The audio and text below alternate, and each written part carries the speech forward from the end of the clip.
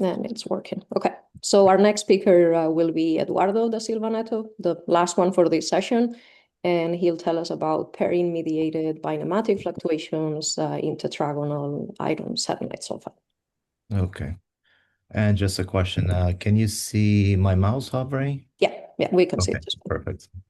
All right. So, yeah, thank you for the invitation and, in the interest of time, let me just get down to business. So I want to present the work we've done on using scanning tunneling spectroscopy to study this uh, effect of superconductivity mediated by nematic fluctuations in these tetragonal iron, selenium, sulfur samples near here the nematic quantum critical points. So the work was led by my former postdoc, Pranab Kumar Nag, and Kirsty Scott, PhD student to be graduating very soon. And I also had support from simulations and calculations for QPI by my other student, Shinze Young. Samples were grown at the University of California in Davis in the group of Valentin Telfor. And then, of course, we benefited a lot from our theory collaborations with Rafael Fernandez, who's now at the University of Illinois in Urbana-Champaign, and the Eliashberg calculations done by Vanuedo de Carvalho and Eduardo Miranda at the University of Goiás and Unicamp in Brazil. Um, the concept of electronic nematicity it has been around, especially, and you can date back the terminology back to the late 90s and the seminal work by Kivels and Fredkin Imre. And electronic nematicity has been claimed to various degrees of experimental robustness in a variety of unconventional superconductors, from cuprates to twisted bilayer graphene. But really, it was only with the discovery and of superconductivity in iron-based materials that it really found a strong foothold and playground where you could not only study nematicity but figure out how to measure it. And this is captured in these reviews from 2022 in Nature Physics and Nature, where a lot is discussed about what's been learned about superconductivity in iron-based superconductors, about nematicity, how to measure it. But still, they highlight one important open question, which was, what is the role of nematic fluctuations in the pairing state of iron-based superconductors? And in particular, can nematic fluctuations produce superconductivity on their own? So what I want to say today is that we made these STS measurements for samples near the quantum critical point of our selenium sulfur, and we found a superconducting gap structure that is highly anisotropic, and I want to highlight three key features. One is that it's different than the nearly isotropic gaps in other tetragonal iron-based superconductors, and thus it is inconsistent with predictions for spin-mediated pairing in these materials. But on the other hand, it is consistent with pairing mediated by nematic fluctuations. And so I want to tell you how we get there. So this is a work that's now reported in this article here on the left, and it's been discussed in this Journal of Condensed Matter um, um, journal club here on the right. But I also want to mention that we've worked on this material before on studying the normal states from which the superconductivity emerges. And then we also had a subsequent paper that details, how we understand the quasi-particle interferences signals in this material really well. Okay, so as I am the first to discuss iron-based superconductivity here and to contextualize the findings, I should mention that when we think of about iron-based superconductors, one usually thinks of the prototypical barium 122 type superconductors, where you can get superconductivity with, say, for example, electron doping. You can get electronic nematicity, and you might think that, okay, this is the perfect, platform for which to look for superconductivity from nematic fluctuations. But as you probably know, there's a spin density wave phase that accompanies these phases, and so you don't get a clean nematic quantum critical point without, magnetic degrees of freedom.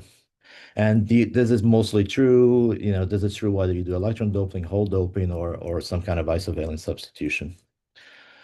This, of course, leads to what I mentioned before, the nearly isotropic gaps. So let me just revisit very quickly the S plus minus scenario, where, I take here on the left, I'm focusing on samples that would be, say, have their normal state be not distorted by the long range nematicity, but rather in the tetragonal state with nematic fluctuations nearby or spin density wave fluctuations. And in this case, the Fermi surfaces will look something like this.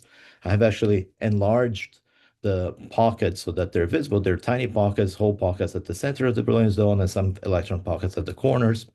And the spin density wave magnetism here comes in stripe form. And so you have these 0 pi or pi zero magnetic stripe fluctuations. And as they connect these tiny pockets, this repulsive interaction, the only way to solve the self-consistent superconducting equation is to have the gap change sign. So the end result of this is that you have this S plus minus scenario because the gap change is signed from electron to hole pockets, but within individual pockets, and in particular within the hole pockets, the gaps remain fairly isotropic in momentum space. Um, this is remarkably what you see in experiments. So here's a figure from a review paper from 2015, but you can see more recent reviews of ARPAS from 2021, like in this RMP here. And the point is that regardless of the material you take, the gaps measured by ARPAS are very, very isotropic in momentum space. Okay. And so we've combined all these data and some additional ones from scanning tunneling spectroscopy on a variety of iron-based superconductors.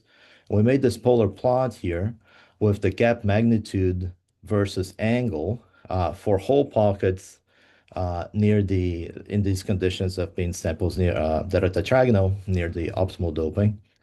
And you can see that all the data shows fairly isotropic gaps. Now, the interesting thing is that, and I didn't believe this at first, but when our theoretical colleagues and collaborators mentioned, we dug this up. And if you look at various theoretical papers, regardless of method, when you try to study what should the gap structure on the hole pockets, not the electron pockets, the hole pocket should be when you're in the presence of spin fluctuations that are 0 pi pi 0, you also always get nearly isotropic gap structures. Maybe it will have a slight anisotropy, but it's going to be small. Okay, so this scenario of S plus minus in all these materials where the nematic quantum critical point comes with the spin density wave seems very robust. So we needed to look at this other family, iron selenium, sort of the unicorn here, where the spin density wave phase, which can appear as a function of pressure, and the electronic nematic phase are decoupled. Okay, so you can see here in this phase diagram on the right. And then we focused on the sulfur substitution, isovalent substitution axis. And so here's a phase diagram of that with nematicity with a quantum critical point near 0.1718 and a superconductivity, which in hindsight, for what I'll say later, already separated into two regions, superconductivity region 1 and 2. Okay. And oops. And the important thing is that when you look at spin fluctuations, say measured as a function of doping from NMR, the maximum of the spin fluctuations occurs somewhere around 10%. Okay, even though they exist over a wide range, the maximum is around 10%. Whereas the nematic fluctuations measured, for example, from elastoresistance are maximum and incredibly large compared to, say, the transition at 90 Kelvin for the pure compound. So you have a lot of nematic fluctuations at this quantum critical point here. So this is the ideal place to look for this. And, the thing I wanted to emphasize is that, of course, there is a static, spin density wave phase as a function of pressure. But when you, but the fluctuations that are reminiscent of that at ambient pressure are decoupled from the nematic fluctuations. Okay. So then the thing that we wanted to look at is I mentioned before for spin fluctuations, you have nearly isotropic gaps. What I wanted to look here was a signal for the nematic fluctuations. And so this dates back to these works by Leder and Kivelson starting in 2015. But when you have So let's say nematic fluctuations on the top left here, like this, where maximum are along 0 and 90 degrees, where these directions are the nearest iron-iron directions. Then, if the coupling of nematic fluctuations to your electrons is going to take a form factor, and that form factor is cosine 2 theta, that gets reflected in the gap structure as a cosine squared 2 theta term here, okay? And if you're very near the quantum critical point, the ratio of delta S prime to delta S is very large, okay? In the perfect scenario, it would be exactly delta S equals 0, and you'd have a gap structure like the one in this picture here. Okay, so there is a very specific, distinct from spin fluctuations scenario and gap structure that we can try to measure. Now, let me say a little bit about superconductivity region 1 and superconductivity region 2. So when the Fermi surface you're looking at is inside the nematic state, within the nematic domain, you have these already distorted Fermi surfaces with a single hole pocket at the center, single electron pockets at the corners, and they are, of course, elliptical. And the tetragonal one I already showed before looks something more like the one on the right. On the superconductivity region 1, works back in 2017 by the Seamus-Davis group and subsequent laser ARPA's work showed the gap in isotropy of that in superconductivity region 1. However, I think there is a consensus that anisotropy is just coming from the coupling of a spin fluctuations mediated superconductivity, still an S plus minus scenario, but coupled to the nematic order parameter, it creates the distortion. Okay, and if you look at iron selenium pure, there is a neutron spin resonance detected there. The maximum of TC coincides with the maximum of spin fluctuations. I think there is a good, understanding that this is spin fluctuations mediated superconductivity. On the other hand, when you cross into superconductivity region 2, so this is some, work by Tetsuo Hanaguri. This is the average tunneling gap measured by STM, spatially average. And when you go from 0 to 14% inside the superconductivity region 1, you see that there is a gap that doesn't really change. And then when you cross into superconductivity region 2, the gap starts to decrease, okay? They did quasi-particle interference measurements on these samples up to 14%, and I'll detail more what these plots are really telling us. But, the quasi-particle interference within the range of energies of the superconducting states, which gives us the fingerprint of the gap anisotropy, are identical. Okay, so it's the same structure all the way to 14%, 15%, okay? On the tetragonal side, they tried to make such measurements, but you can see one of the immediate problems that the gap is much smaller, okay? And so when you try to look for Bogoliubov QPI signals in there, they were not able to find those, okay? And indeed, this is much more challenging than the parent compound because the gap decreases from approximately 2.5 millielectron volts to about 0.5 millielectron volts, okay? So here's a comparison with a bunch of different gap structures for the hole pockets in a variety of iron-based superconductors measured by ARPAs and so on. And we're trying to resolve the anisotropy of this tiny guy here in the middle. Okay. So of course we do this with quasi-particle interference as an example. I'll just start with a pure iron selenium sample. You take these measurements as a function of energy of the differential conductance, and those are proportional to the spatial modulations of the density of states. You have these point-like impurities here, and these point-like impurities have wave patterns around them that come from quasi-particle interference where a electron with initial momentum Ki, for example, scatters off to momentum Kf, and the density of states patterns around them would have to follow modulations with a wave vector characteristic of this momentum transfer, this Kf minus K initial. This, of course, depends on the band structure. You can see this as a function of energy, as a function of energy. Again, this is iron selenium, where it's nematic and they're, nematic domain. You have these modulations whose wavelength are changing as a function of energy. You can see this at the single point defect level. And You can typical analysis of this is you take the real space images, you Fourier transform, and you look at say Fourier transforms like this on the right. Again, this is the example of iron selenium, the nematic material, and you can see we take line cuts along the y direction or the x direction, and you can produce plots that are reminiscent of ARPA's plots of energy versus momentum. But of course, these are energy versus momentum where this is Q space, and you have to make a correspondence to K space, which you can do by ARPA's measurements, like the ones we did for this sample here. Or you can do this, with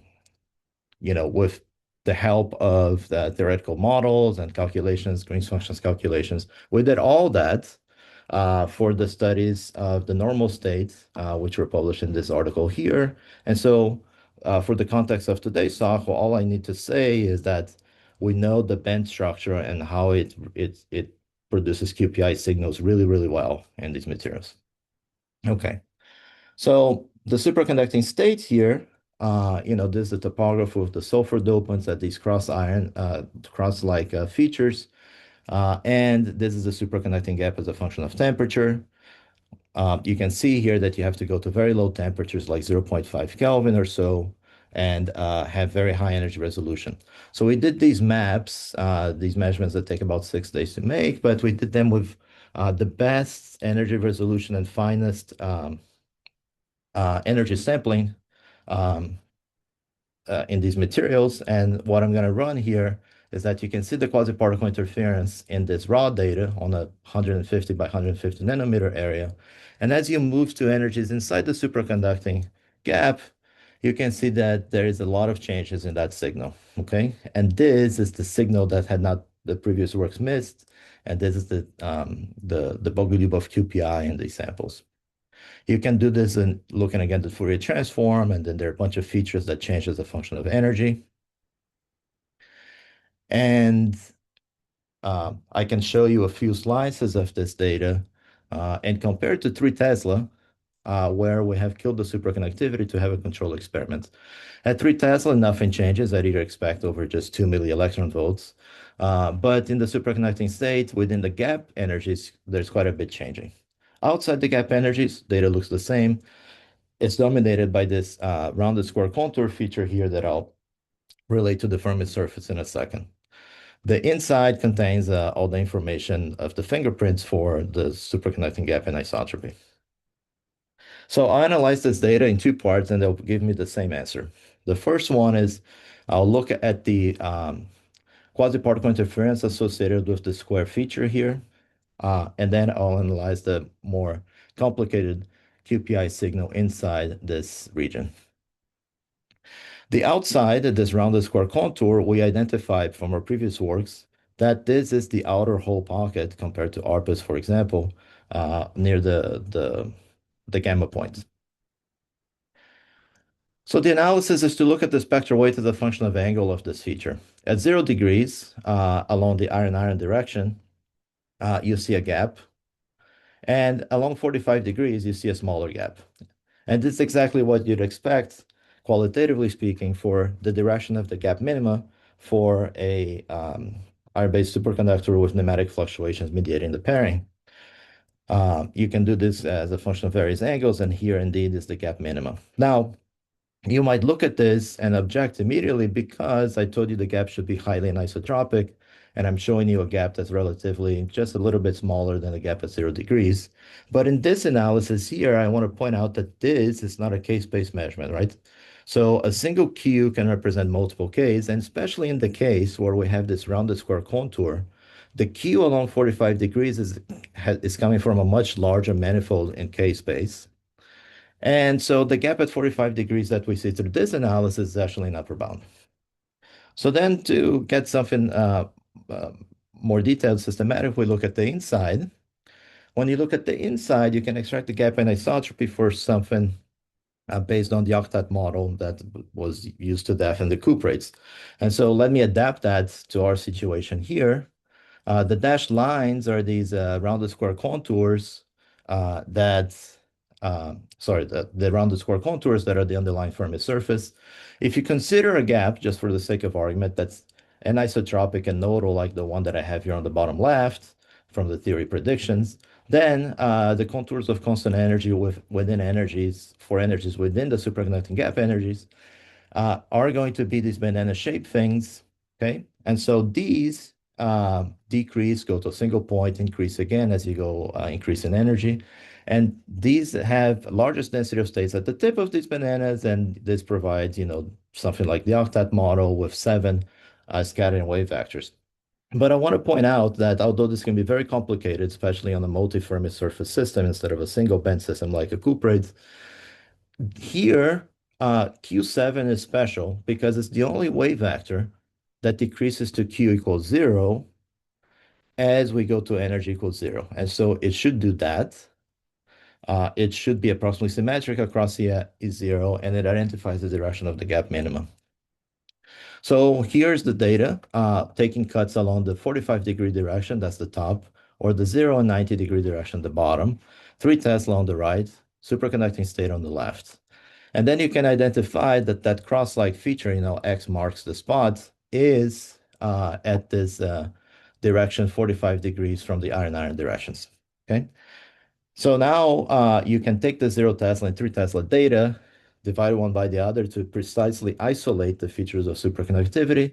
You can then take cuts along, say, constant Q here and look at the energy cuts, and you can see these beautiful peaks that we can then fit and then use, trigonometry to figure out what the gap magnitude versus angle is.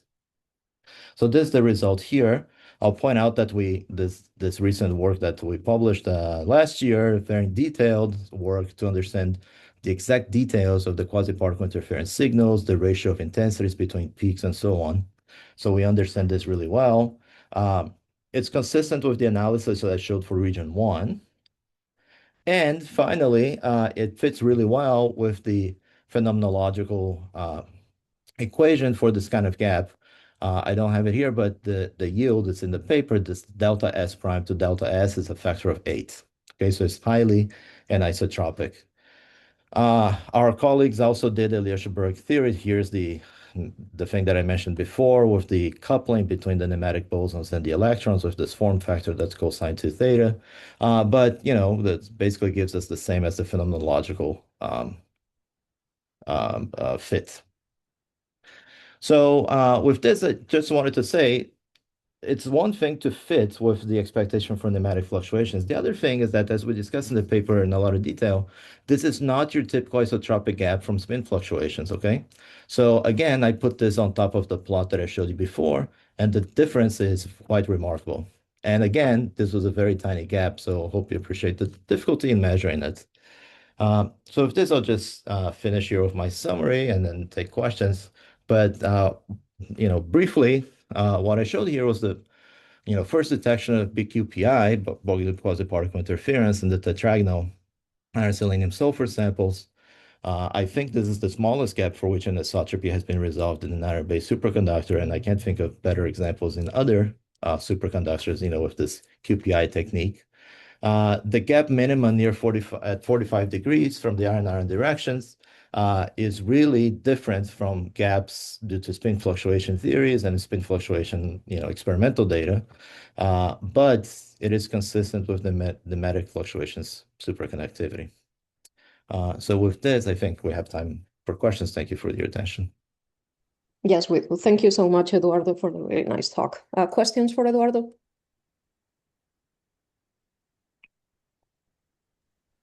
I have a question. Yeah. So yeah, it's very nice talk, Eduardo. Yeah, I was just very curious. I mean, there's nematic fluctuations. I thought, but typically, requires sort of a 90-degree symmetry rotational symmetry breaking, right? I mean, the system is actually tetragonal. I mean, how do you know, in the overdope side, there's no spin fluctuations? So multiple things.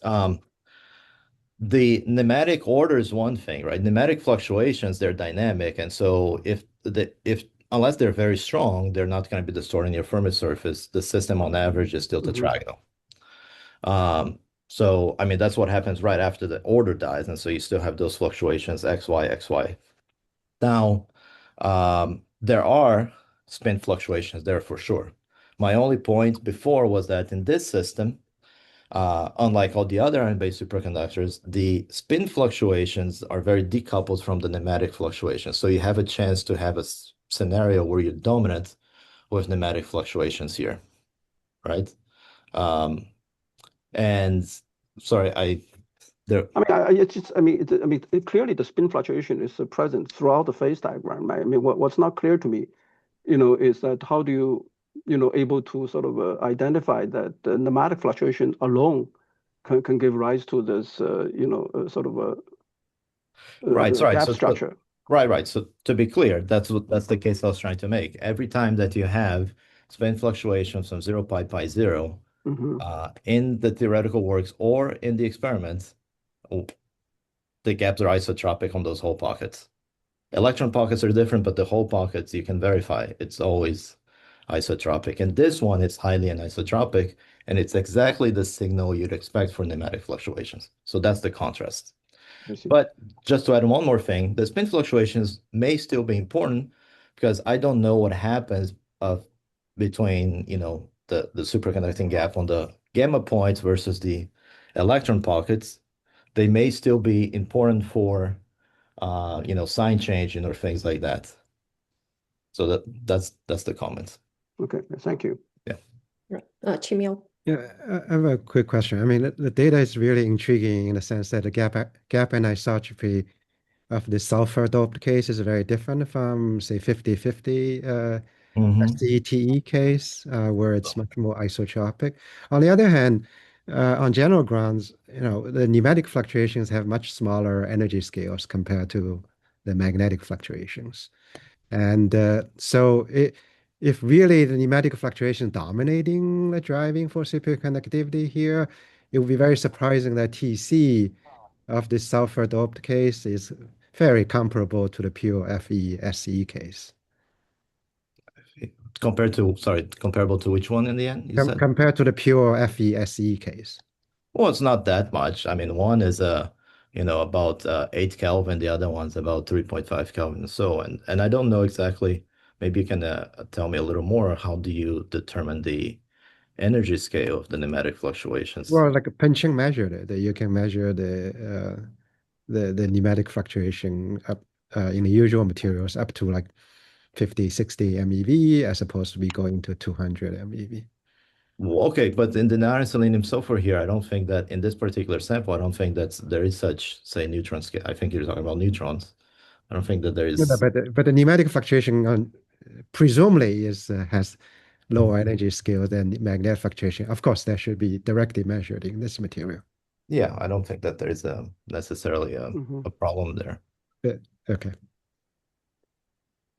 Thank you, Chimiao. Bernhard, you can go next.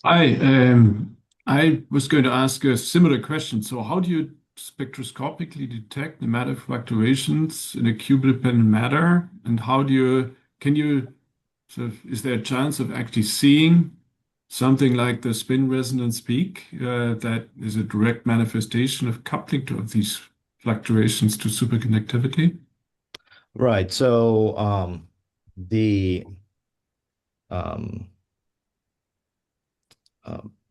of course, in this measurement, we're just looking at the signature on the gap of nematic fluctuations, right? And the nematic fluctuations that I showed are measured primarily through the elastic resistance, right? So that's what telling me that the nematic fluctuations are very large at this quantum critical point. Now, but that's not a Q-dependent measurement, right? So it would be nice to have a Q-dependent spectroscopic. Sure, exactly. Yeah. And I think the important question here would be, I think that with all the evidence that I showed here, the nematic fluctuation scenario is the most likely. But if you wanted to say the spin fluctuations one, what would really settle the case perhaps would be neutron scattering to look for the spin resonance. Now the samples are tiny. We've also tried RIGS, but the energy scales are not quite there, and actually the sample is not very amenable to RIGS. So, I think with all that we know here, the nematic fluctuation scenario is the most likely. But I think that, that's an important question. What are the Q resolved fluctuations like in order to verify or contradict this interpretation? Yeah, your Thank you. interpretation. Yeah, your interpretation of NMR result. I mean, it's in my opinion, is potentially not really telling the whole story, because NMR is almost zero frequency measurement, right?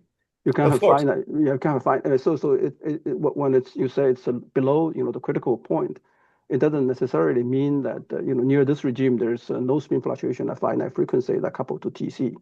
Right. And I didn't say that there isn't, right? Yeah, My okay. point was that the maximum of the spin fluctuations and the maximum of the nematic fluctuations, at least for these samples, are in different places. So it gives us a chance to look for nematic fluctuations, superconductivity.